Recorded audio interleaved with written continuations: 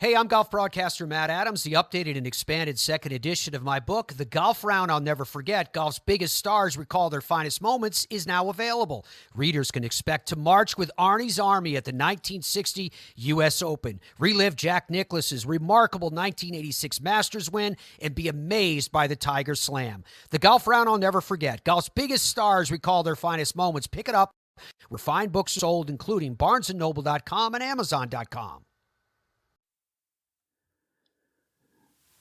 This podcast is part of the Sports History Network, your headquarters for the yesteryear of your favorite sport. You can learn more at sportshistorynetwork.com. I don't know about you, but growing up, whenever any game of any sport would come on, I would watch it. Didn't matter what it was or who was playing, I would watch it. The problem is that there are times when there are no sports on television. When I was growing up, ESPN and the 24-hour sports thing, it wasn't a thing yet. There were no reruns, no internet, and no cell phones, otherwise known as the dark ages of the 1980s. What would you do when there were no sports on TV? Read? Nah. Clean? Get real. We needed sports. People needed sports to stay sane. Enter Nintendo, Sega, Sony, and Microsoft. They realized the need and produced for people like us. Thus, video game sports came into existence. You may wonder what sports games has to do with football being family. Well, I'll tell you. Sports games and family have a very special connection to me and probably to you too. When I started fifth grade, two things happened. First, I came down with mono, which eventually led to chronic fatigue syndrome. I couldn't stay awake or do much without being too tired or weak. Needless to say, it wasn't a good time. But second, I got introduced to Tecmo Bowl on the Nintendo Entertainment System. This game made a bad situation turn into something better. One of the highlights of my week was to go to the movie store on Friday and rent the game for the weekend. I can't tell you how many times I played Tecmo Bowl. The funny thing is, I now own the game for the Wii and the Nintendo Classic, and the codes that worked back then still work today.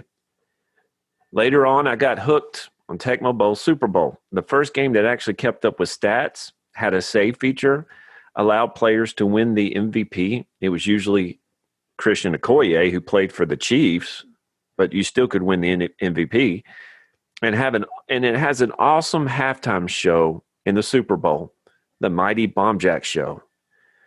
I played many other football games, 10-yard fight, John Elway football, etc., but none could equal the Tecmo Bowl games. As the gaming systems advanced, so did the football games. When PlayStation 1 was released, I started buying a game called Madden Football. And although it was released earlier in the Sega, I got into it with Madden 2001. Now, I currently own Madden 2001 and 2008 due to the fact that both have Titans players on the cover. Now, if you're like me, this game, along with 2K Sports, allowed you to get closer to the NFL than ever you could before. You could trade players, re-sign or release players, draft, adjust prices for food and drinks in the stadium, move teams. I once moved the Titans to Chicago. I don't recommend that. That was not a good fit. And build new stadiums. It was and still is an amazing way to experience football. And although the newer games have moved away from this formula to a more loot box system, the older games really capture what the average fan wanted from a football game. And although I enjoy the Madden series in franchise mode, I don't feel the same about the online mode. I started playing online a few years ago, and if you haven't played online, let me warn you, there are people out there looking for blood to play against you. They want to go after you with hate in their eyes. In order to just listen to this. In order to make your team better, you have to play games for points and then use those points to buy packs of cards. Those cards represent players you can get for your team. The more cards you get, the odds of getting a great player increases. So basically, every time you open a pack, you get a card with a player on it. That player then can be used on your team. The more you play, the more cards you get, the better chances of getting a great player. You can also buy packs with real money, something I refuse to do. One day I got online to play with a team that I created that I thought was pretty solid. That was until I started playing against someone I didn't even know. I noticed his kicker had the last name of Jackson. Yes, that's right. His kicker was Bo Jackson. His worst player was Vincent Bo Jackson, probably the greatest athlete to ever play in the NFL. The game was ended by the computer due to the mercy rule. I was getting beat that bad. I haven't played online since. Now back to the story at hand. Along with Madden came other aspects of this series that made it fun. Madden Nation, a television series that aired for 4 seasons, took great Madden players across the NFL nation, playing against each other in order to eventually play for some serious money at Times Square in New York City. I would love to see this show come back on. Now, if you're like me, the love of football games didn't stop at Madden. NCAA football made its way into my rotation. My college friends and I had seasons where we would try to build bad teams into powerhouses. Let me assure you this, if you had one bad season, you couldn't recruit anyone. I once had to play against a friend of mine whose slowest player, his punter, I guess it's something with me and special teams people, was faster than my fastest one. That game was not good at all. And it's my opinion that we need a new NCAA game sooner rather than later.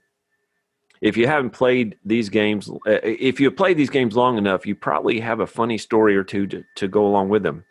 I want to share a few that maybe you can relate to. I learned that Bo Jackson from the Tecmo Bowl series, Michael Vick from Madden 2004, and Johnny Manziel from NCAA 14 have to be banned. You cannot play with these players. They are so much better than any other player in the history of those games. They're like Oddjob and Goldeneye. They have to be banned. You cannot play as these players. My friend and I learned how to onside kick on one of the Madden games. I mean, we would do it over and over and over again, always recovering the kicks. We would hang 100 points on each other without any problems. And we had to quit doing that. Otherwise, we wouldn't be friends for long. My friends and I played Dynasty mode in NCAA 2000 one year. I picked Purdue and played against a friend of mine in a playoff game. I was losing, so with the clock running down, I started to drive for the go-ahead score. I knew I had to get out of bounds in order to stop the clock. Otherwise, I would lose. I didn't have any more timeouts. So I rolled Drew Brees out to the right in order to run him out of bounds. I thought I had crossed the line of scrimmage, so I pressed A to speed up. I was wrong. When I pressed A, Brees fired the ball on the opposite side of the field. I didn't know where he was throwing the ball. I started to freak out thinking I just threw an interception.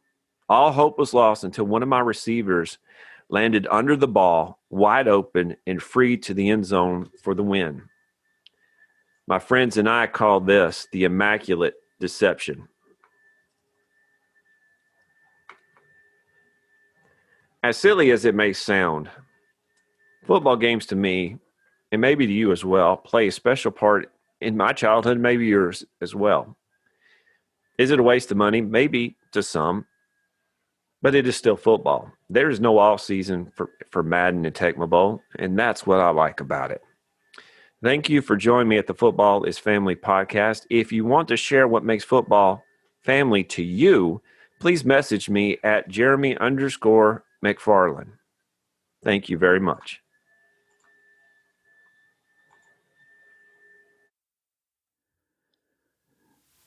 This podcast is part of the Sports History Network, your headquarters for the yesteryear of your favorite sport. You can learn more at sportshistorynetwork.com. Hey there, sports history fan. This is Arnie Chapman, a.k.a. the Football History Dude, and I hope that you enjoyed this recent episode presented by the Sports History Network and were able to learn some good old-fashioned sports history knowledge nuggets. I started the Sports History Network back in 2020 with the mission to help podcasters find a community of like-minded sports history nerds, as well as helping aspiring podcasters to start their own shows. We have a little bit over 30 shows on the network right now covering all sorts of sports history, but as far as I'm concerned, we're just at the toothpick in the ocean moment, that can't even figure it out because there's so much more coming. We wanted to create the ultimate headquarters for sports yesteryear. starting with Podcast Network and our website, but we're going to continue to move into other mediums as well. And here's the cool part, because we want you to be part of our team. So if you're interested in starting your own podcast, or maybe being a guest on one of our shows, or who knows, maybe even writing an article for us over on the website. Seriously, all you gotta do is reach out to us on the contact page over at sportshistorynetwork.com.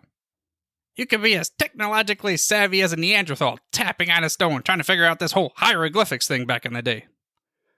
Again, it doesn't matter, because even if you don't understand the whole podcast space, we have a production team that can pretty much help you out with doing everything. All you gotta do, head over to sportshistorynetwork.com, head to the contact page, fill it out. That message goes right to me, and I'll reach out to you as soon as I can.